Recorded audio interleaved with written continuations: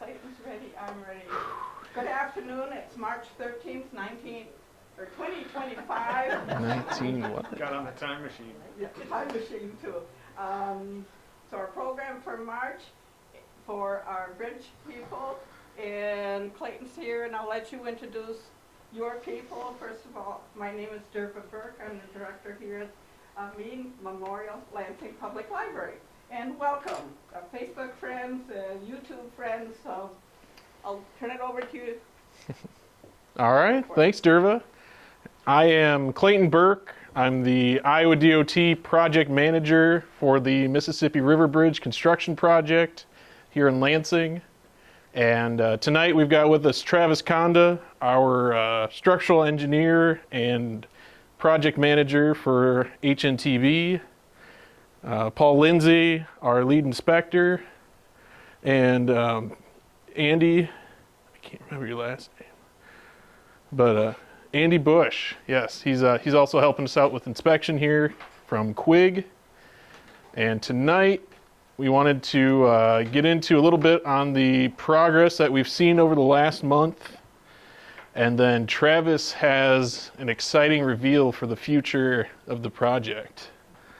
So, might be a little shorter one tonight. It's been kind of slow out there. You guys probably haven't seen much progress outside of the cranes moving around and people coming and going, but there has been work going on. We have our Pier 2 coffer cell.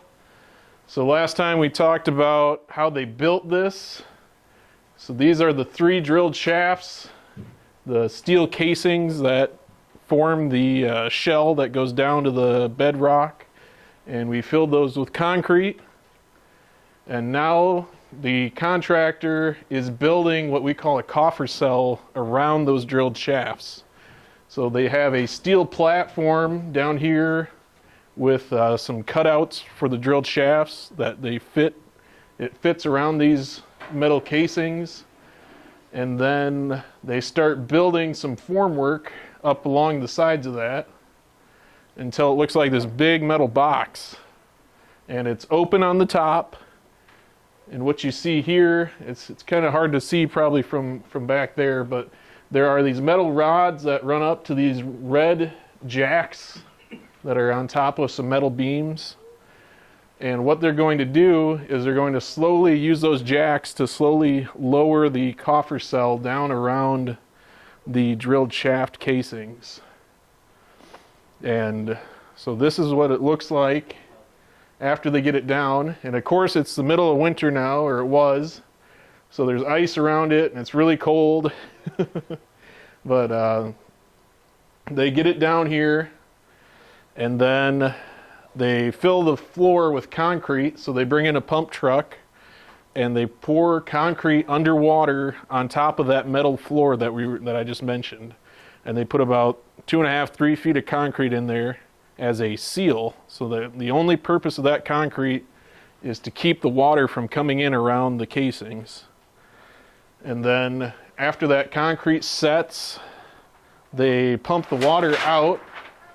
And so here you can see the concrete floor that they poured, the concrete seal that they're standing on.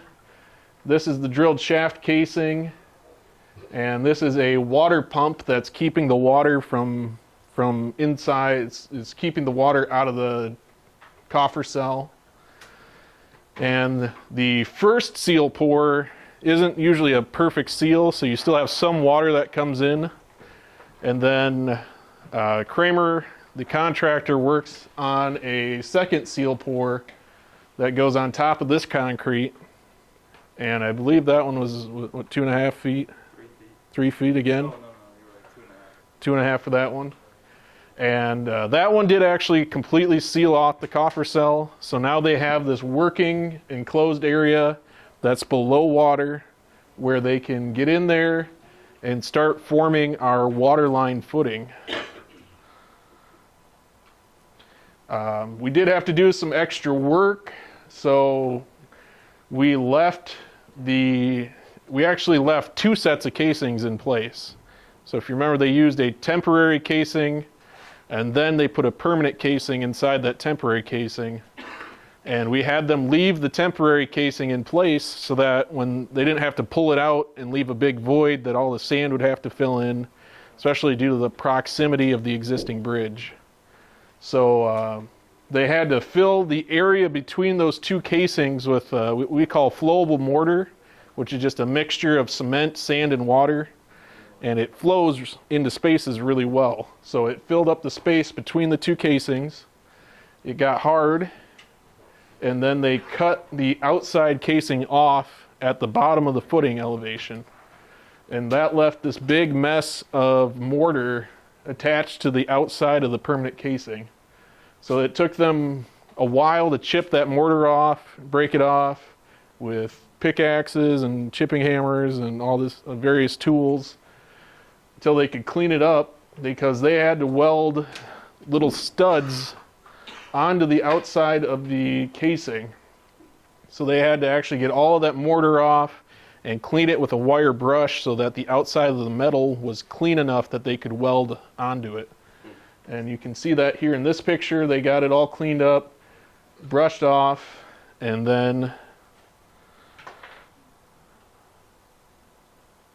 when it was clean enough, these are those studs that I was talking about. They're just little metal studs that they weld to the outside of the casing, but that's supposed to, when they release the jacks and they tie the footing together and pour the concrete footing that goes inside of this coffer cell, those studs will connect the concrete floor to the casings so that the cell doesn't just drop down in the river.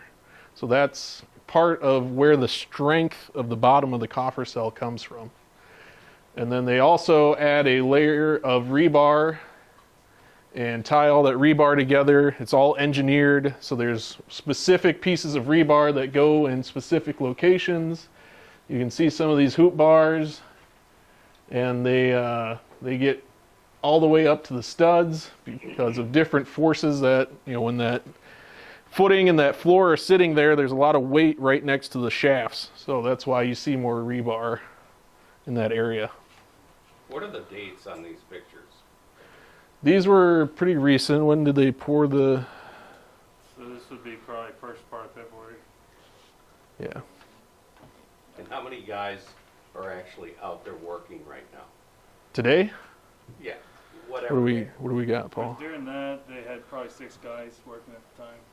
And then will it go up in the summertime? As far as the number of guys, when we start getting into the footing and more rebar and stuff, they'll have more guys on site. Okay. Yep.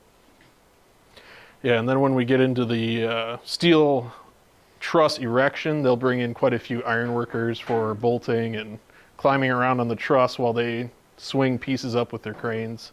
So the number of people will definitely go up this summer. Yep.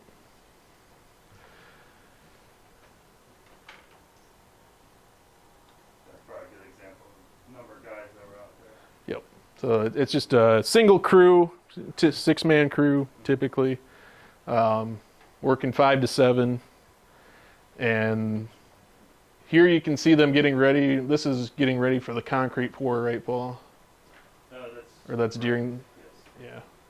And so it's really challenging to pour concrete underwater and get the surface level, because you can't put a float on top of it. You have these different tools, and you kind of have to be very good at what you're doing. And so this crew did a good job. Here you can see the concrete pump coming down, and they're filling that floor. And then here's a wider view picture of what we had to use 2 pumps again. So one pump is over here on land by the existing bridge, and then the second green pump is on a barge, and then they pumped all that concrete in there. Do you remember how many cubic yards that was, Paul? That was just 80 yards. 80 yards for the second seal. Yep.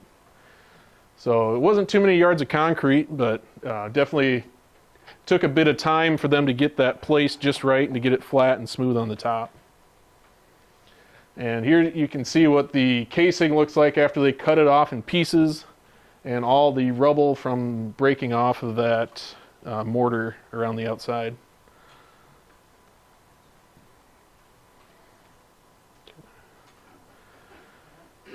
So here you can see another interesting aspect of the coffer cell is that they have to have divers go underwater and actually put it together and take it apart. So in this picture, you can see the diver here. They've got their air lines, and they also, since it's freezing out, they get hot water.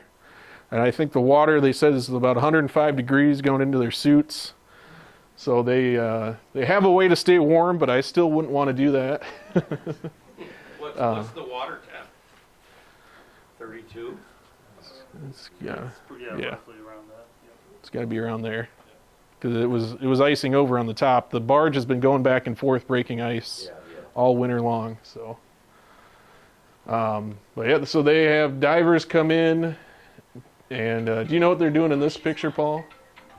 He's loosening bolts for that beam that's on the outside of the copper cell. Oh, okay, so yeah, they are disassembling parts of the coffer cell after we poured that concrete floor, and that was just recently. That was just this week. This week, yep. So it has been, like we said, very cold, and in the wintertime that means typically your operations are slower. And an industry standard is typically, somewhere between 50 and 75% efficiency. It takes longer to get out on the site. You have extra snow clearing. You have more clothes. You have to take more warming breaks in the warming shack. So things move a little slower in the winter, but we still got quite a bit of work done. Here you can see the ice is also another challenge. The contractors have been breaking ice all winter long with their tug and their barges. They run it back and forth and keep that channel open so they can get their workers off to the site on the Lansing side and to the Pier 2 site. But you also have shorter days in the winter, so instead of working longer hours, they typically leave a little earlier, they start a little later, so you don't have the same shifts that you would in the summertime. We did work on the Pier 1 drilled shafts as well. So on the Lansing bank, we've been drilling the drilled shafts down into the ground. We had 3 to go. Here you can see one of the augers that the contractor used. And this was a smaller auger that they were using to drill a pilot hole. And you can see it's pretty full of material. They did a nice job going down, screwing that into the earth, and then pulling that material out. They then swing this over. It's really hard to see, but there's a barge next to the crane. And they swing that over, spin the material off in the barge, and then they take that barge back over by the beneficial use site on the other side and unload the spoils on that side. How deep were those drill shafts? They were 40, 62 from they were the 62 from the very top. top. Yeah. So you take some of it off, it'd be around 40. Yeah, from the ground level down. Right. Bottom footing is 43 feet. Yeah. Yep. So how deep was the rock socket? 34 and a half. Yeah. So not much soil on the Iowa side, which is kind of nice. You're not drilling through 120 feet of sand to get down to rock. You're only going through 10 feet of soil. And then we also encountered much harder rock on the Lansing bank. So out in the middle of the river, we found very poor quality sandstone, and we drilled quite a ways into that sandstone to get a solid foundation. On the Lansing side, we still drilled quite a ways into the rock, but we found some very hard limestone. So it took the driller a little while longer to drill each hole because it just took a while to get that auger to spin into the limestone and actually dig and bite and get the material out. Once the drilling was done, the contractor cleans out the drilled shaft hole with what we call an airlift. It's just like a giant vacuum cleaner. They pump air into it Travis did an awesome demonstration of that last year. But it essentially just blows air into it and creates pressure that sucks the water from the bottom out, and that sucks all the little debris and dirt from the bottom of the hole out. And we want a nice clean socket so that the concrete bonds to the outside of the rock socket rather than the dirt that's in there. So they did a good job cleaning that out, and then once the hole is cleaned out, they put a large rebar cage. So this is a pre-tied, they put it together on a barge and then lift it into the air with a crane, and they set that pre-tied rebar cage down in the hole all the way down to the bottom of the rock socket. And then the only step left after that is to fill it with concrete. In this case, when we're working on the Lansing side, we put the pump truck right next to the existing bridge, and then we actually use 2 pump trucks again because of how tight Front Street is. So they have a pump truck on the south side of the bridge that pumps under the bridge into one that's on the north side, and then that one pumps over the railroad tracks into the drilled shafts. So nothing's ever easy on this project, but we got the shafts filled with concrete, and it was very cold out, and that actually does have an impact on the concrete. After you pour the concrete, you have to do some testing to make sure that the shaft is solid and there's no bubbles or gaps in the concrete. And so we did that testing, and of course, out of all the shafts we poured, the very last one, we found some softer concrete on the bottom and the top. And that concrete, there isn't much, you just either know that it's hard or it's a little softer. But our engineering team did an analysis, and they took the bottom 2 feet of the drilled shaft off, and then they analyzed if you only had the resistance of the side of the drilled shaft, could it still support the design loads from the bridge? And they found that it did. So even though the concrete down there is likely pretty sound and still provides support, you don't even need that bottom 2 feet of concrete. So we were able to finish the drilled shafts on Pier 1 recently, and then we ate some cake and ice cream to celebrate because we were finally done with drilling, and the drill rig is gone. We're done with the deep foundations, and now we can focus on some of the less risky elements of the project, like the pier footings and the pier columns. And we're working towards getting ready for setting steel for the steel truss. So, the drilled shafts are complete. We're really excited about that. Can't say that enough. That's the drill rig leaving the site. Everybody saying goodbye to it.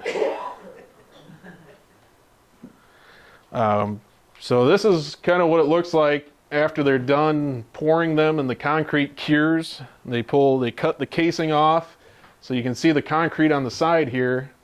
That casing is cut off at the bottom of the footing, so that when you pour the concrete footing, the top of that casing will be right at the bottom of the concrete footing. What they have to do now is, you can see there's about 2 feet of concrete at least above that top of footing elevation. So now they've been, here's a picture of them cutting the casing, and then after they cut that casing, what they've been working on this week is you have 2 people with jackhammers in there, and they spend all day jackhammering concrete, and that's not a fun job. But they have to chip or jackhammer that 2 feet of concrete off, and then they prepare the surface for the footing so they have a nice, clean, sound surface for the bridge pier to sit on. We've also been working on the Wisconsin Approach Bridge, which it's still kind of the same bridge, but it's a different construction type. So this bridge is made with concrete beams and we call it an approach bridge because it's what leads up to the big truss bridge. They have the concrete beams set, and now they've been working on the intermediate diaphragms, which are, you can see here, they're the metal struts between the beams, and those just connect the beams together so they act more as a single unit, and it makes the system stronger. They've been doing some work on the abutment to get ready for some work at the abutment. How much higher is that than the old bridge? At which point? Well, when I go over, I always look at it and it's higher than the bridge that I'm currently on. Oh yeah. So the approach will be quite a bit higher at different points, and then the new bridge will have a nice smooth curve to it instead of the jagged, Right. Yep. the jumps. Yep. So it starts a little higher, and then you go over a nice curve, and it gets to about the same elevation, or a little bit higher, and then goes back down. I don't know exactly the height difference on the Wisconsin side, but I do know it's going to be about 3 feet higher on the Lansing side when they reconstruct the roadway. Sure. Yep. So it's probably at least 3 feet, if not more, on the Wisconsin side. And that is all I got. So any questions? See, Kenny, you brought Kenny. Al, you got any good questions for me today? Still got wiggle room yet? Wiggle room? There's no wiggle room left. That's a big discussion. We're talking about how we speed things up so we can still open the bridge late 26 or early 27. Are you done with the decorative panels on the Iowa side? For now. So we're going to, that wall will continue and it'll extend through the existing bridge where the bridge sits, where the existing wall is. But they have to wait until they demolish the existing bridge to be able to take that wall out. So one of the last things they'll do is finish up the retaining wall with the decorative panels. Will the wall south of the existing bridge also go? The whole wall, Yep. everything will go. Yep. Yeah, okay. Yep. It'll get replaced with that decorative panel. It'll run all the way to Hill Street. All the way Yep. south? Yep. Okay. So on a scale of 1 to 10, what level of difficulty is this bridge bringing to you guys? Is it like, oh my God, this is tough, or A year ago, I would have said 10. really? Yeah. A year ago, we were in the middle of the bridge movement and the emergency shutdown. Yeah. That was a 10, if not more. And as we get out of the water, so now that we're done with the deep foundations, I would say every inch you get above the water is less risk. So right now, maybe we're at a 6.5, and then once we get the piers done, we'll be at a 5, and it gets easier the higher you go. Yep. There's still a lot of hard work that has to be done, especially by the contractor, but it's just not as risky. There's a lot less unknowns. We all know what has to be done, and there's less surprises, I guess, waiting for us. Yep. Or we'd like to believe that, at least.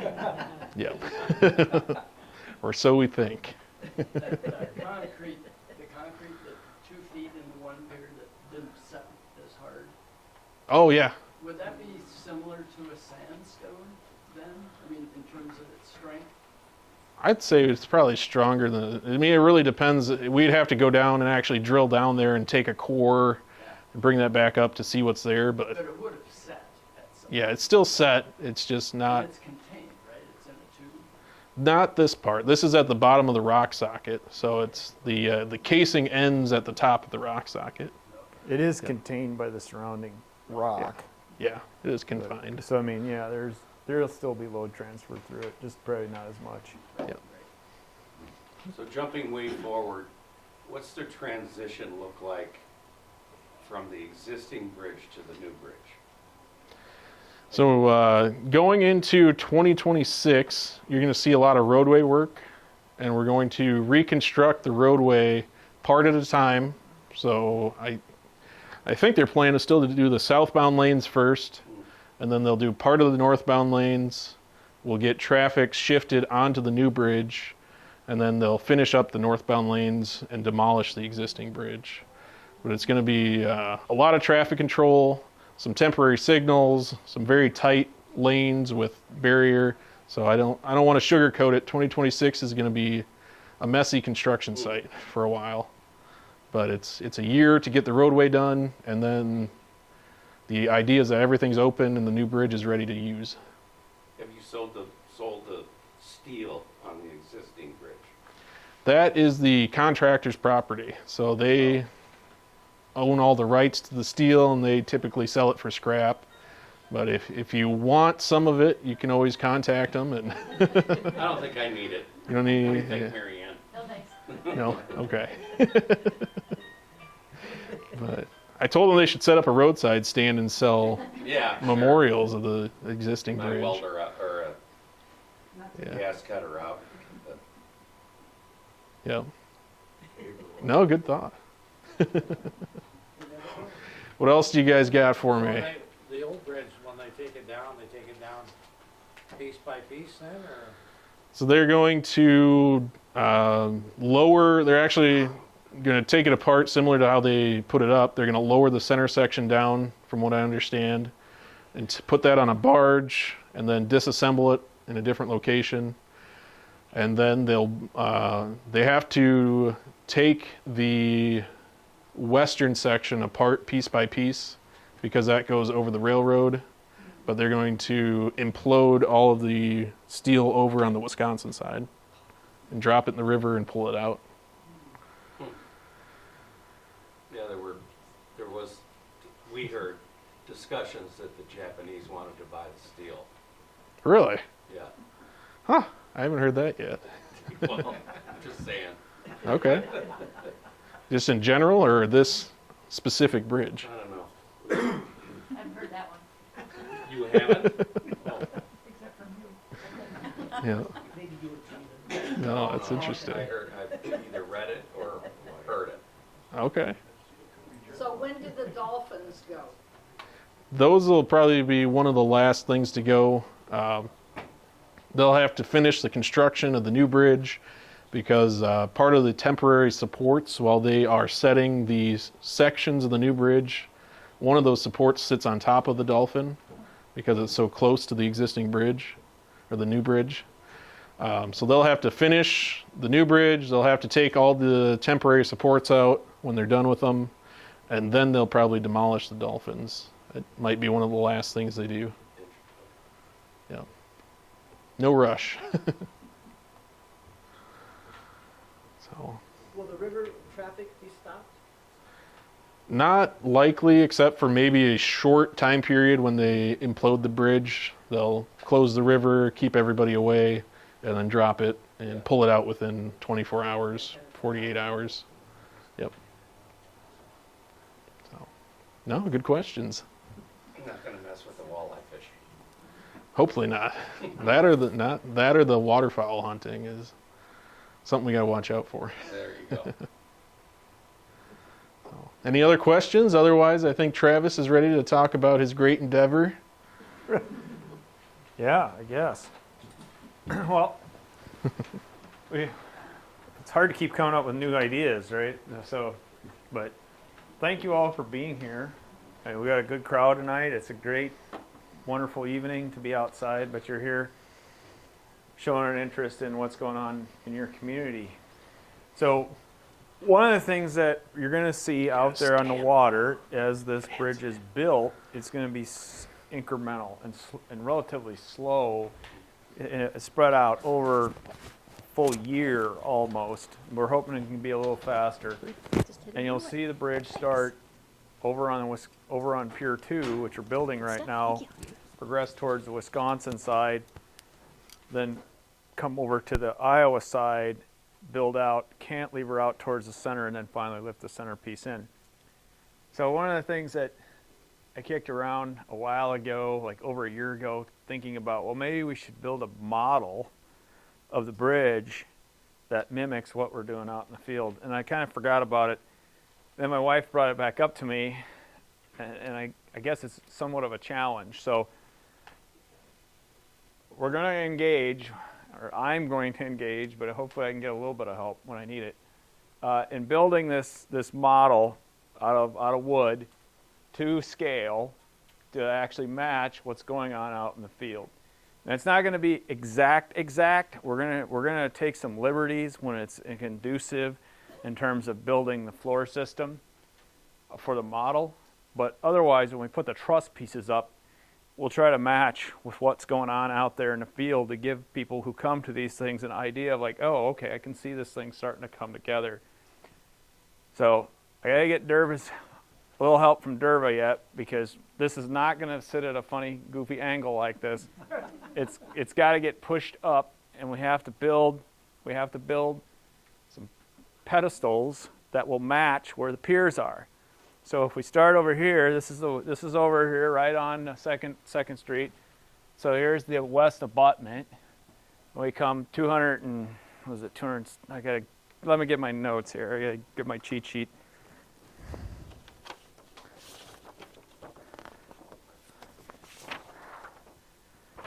So we got to come 205 feet, and here's Pier 1. So this is going over the top of the railroad track and Front Street. We go 778 feet across over here to Pier 2. And we're going to set Pier 2 up so that it's just right here at the edge of this portal going in. And based on the measurements that I had previously, we'll be able to put a bracket here and a bracket over there, and the bridge will actually go right over the top of this portal here. So we'll be able to see the bridge. It'll be just about to the top of the ceiling with the towers here at L8 or U18 or L18, lower 18, and lower 4. So there's 25 panel points going across. They range from about 50 feet and 55 feet, depending upon where you're at. So over on that side, they're 51 foot, 5.5 inches between panel points, and in the middle, it's 55 feet, 6 3/8 of an inch between panel points. So what we see here is actually a 1 inch equals 5 feet scale. So when it's 50 feet, you divide that out, you're down to 10 inches. So we got about 10 inches between each one of these panel points all the way across. And this includes the elevation rise as well on a 1-to-1 scale over here to Pier 3 on the Wisconsin side. So we'll be starting right here at L18, right there at L18, and building towards Wisconsin. So that's about a 6-foot piece for the model size. And the members, so the reason I went with a 1-on-5 as opposed to like a 1-on-10, the members to be scaled are approximately a 1/2 inch by 1/2 inch for the lower chords and the upper chords. Anything smaller than that becomes really, really difficult to make, at least with just regular woodworking tools. And it also becomes very flimsy, right? Because if we think about section properties and flexural capacities, those are based on the height to the 3rd and the 4th power. So if you start making them really tiny, they get really flimsy and floppy. So we need enough stiffness in this and strength in this system to actually be able to span the entirety of this gap between the piers. I haven't done any calculations intuitively with that big deep truss. I feel like we aren't going to have a problem, but it really comes down to making sure we got good, strong connections at each one of the gussets. So that's what we're going to be working on. I'm excited to get started. I got to get a cutting diagram put together so that you can run all the stuff at once and not have to come back and try to get it to fit. So that's the plan, and hopefully you'll be interested in coming back and seeing this thing progress. Yeah. We got the first steel showing up sometime, hopefully end of June, somewhere between the end of June and the start of August. And we'll see the first steel going up at Pier 2. What kind of wood? So if there's somebody that wanted to donate some, it'd be perfect. That I have a whole bunch of reclaimed green ash that I cut up neighbor's tree, slabbed it. Now I'm working on getting it cut into little pieces. So Good enough for baseball bat. good enough for baseball bats. So it should work for this. So it's going to take quite a bit of wood. It's not. When we think about it, those members. Some of those are 2 feet long, even if they're half by half. There's a lot of them because you got 2 planes of truss, right? And those planes are separated by approximately 10 inches. And then all the floor beams and all the stringers, and all the lateral or the upper bracing and portal bracing that has to go into it as well. So there's a whole bunch of detail. Or you got to color code the different members. No, I don't know. I was thinking about I was actually thinking about that. So this is all I could get done right now. This piece of paper up here is actually like really, really important, and it will be used. I'll have to cut it up and such as we go, and that is what I will be laying the pieces on to actually fabricate them, right? So that's my map. And what we have on there, the pencil lines, are center line of work point to center line of work point. And that mimics exactly what is being done in the fabrication shop. Those work points are located pretty much dead center of the centroids of the members coming together and where they intersect all at one node. And that's what I will use to center up my pieces so they actually will have a width, right? So like right here in this bottom chord, there'll be a 1/4 inch on either side of that line. And in terms of color coding, we could color code it for like whether it's a tension member or a compression member just under dead load. So we could color them blue and red, I suppose, and then that would give you an idea of what the structure looks like under load. Might be really interesting. Yeah, it would be, and it's definitely That way doable. We could see it like you do. It's definitely doable. You know what I mean? Yeah, That way no, the I get exactly what you're saying. So I can work on that. But so this is the map. This is what I'll be working off of to be able to put all these pieces together. It's not going to be perfect, but it's going to be close enough. And I have thought about, do you varnish this thing? What do you do with this? Because, I mean, as far as I'm concerned, when I leave, which I will be doing eventually, this will stay here. So you guys, big commitment for me. So that this will be here, be part of your library, part of your community for, well, I guess until somebody doesn't realize how important it is and throws it away. So as long as Derv is here, I'm pretty confident. I'm pretty confident it'll be nice and safe. So. What a wonderful idea. Very cool, thank you. Yeah. So. No, that's his. Yeah, well, great. But you gotta go back. Look at how it will fit. Yeah. It was like it was made for it. No, it was just awesome. You got to shift it a little bit, but yeah, it should fit right in there. It should look pretty good. It's not going to be perfectly centered because we also got to hit the studs behind there to be able to actually put brackets up. Well, So what happened to the other model of the old That version? went back to St. Lucas. Oh, okay. so this is about as close as you can get, and these numbers are pulled right out of the bridge plans. So I didn't have to recreate that. I just took the spreadsheet and manipulated it.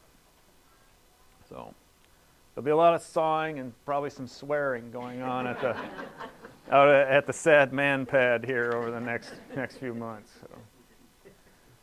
But Thank you. that's what we got. You're welcome.